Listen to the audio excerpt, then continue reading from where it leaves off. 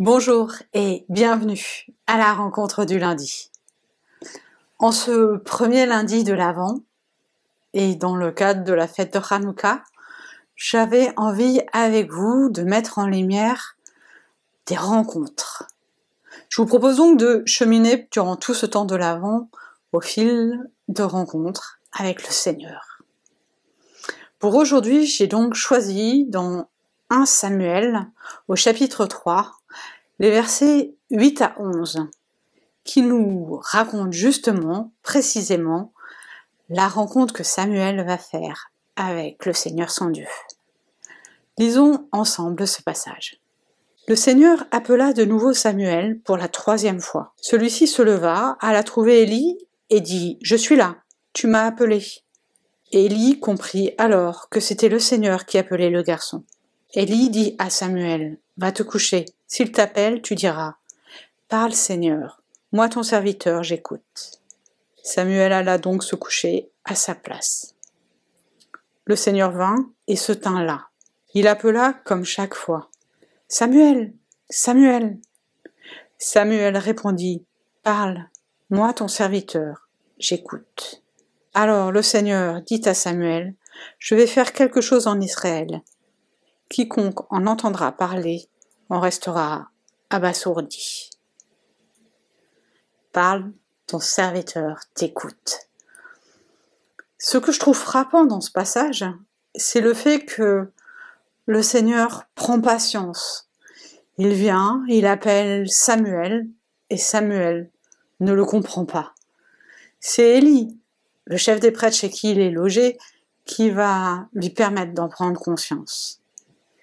On voit dans ce passage toute la patience du Seigneur, qui vient et qui se tient aux côtés, présent à côté de Samuel, attendant enfin que celui-ci prenne conscience de sa présence. Par 3 fois, déjà, le Seigneur est venu et il a appelé Samuel. Et par 3 fois, Samuel n'a pas compris. Et soudain, grâce à Élie, le voici qui va pouvoir pour la 4e fois répondre à l'appel du Seigneur. Pour moi, c'est une source d'encouragement que me dire ainsi que le Seigneur ne se décourage pas, il ne se met pas en colère. Il vient, il attend quelque chose de précis de nous et il nous laisse le temps d'en prendre conscience.